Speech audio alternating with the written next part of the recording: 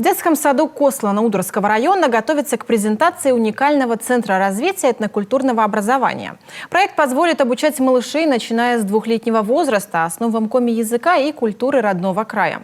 Создать центр удалось благодаря победе в конкурсе грантов «Северная мозаика». Много нового о коми, культуре узнала и Евгения Кладкевич. А ты зонка? Ты зонка, Вот так в форме живого общения малыши Косланского детсада учат коми-слова. Цвета, элементы одежды, домашняя утварь. Дальше глаголы и прилагательные. К середине урока говорят уже целыми предложениями. Такой подход, считают воспитатели в освоении языка, самый правильный. Язык нужно сохранять. Он плохого, во-первых, ребенку ничего не сделает, этот язык. А потом есть возможность узнать 2 языка, это ничем не хуже. Им нравится, они с удовольствием здесь играют. Им нравятся диванчики, особенно вот эти груши нравятся по очереди, всем нужно посидеть. И нравится играть. Экран сейчас нам помогает очень, телевизор купили в цветном варианте, нравится очень. Центр развития этнокультурного образования в детсаде Кослана был открыт осенью прошлого года. Средства на реализацию учреждение получило благодаря победе в конкурсе грантов «Северная мозаика». На 70 тысяч закупили ноутбук и необходимую мебель для создания уютной атмосферы.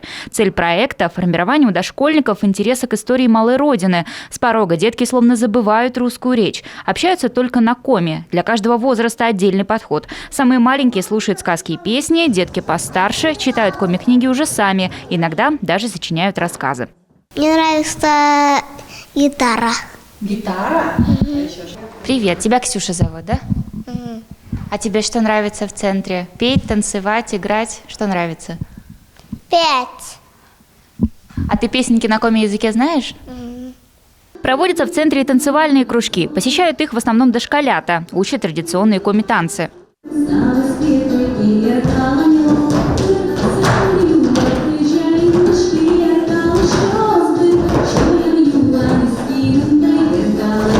Каждая группа в среднем проводит в этнокультурном центре по часу или 1,5 в день. Программу, впрочем, как и необходимый для занятий инвентарь, воспитатели готовят самостоятельно.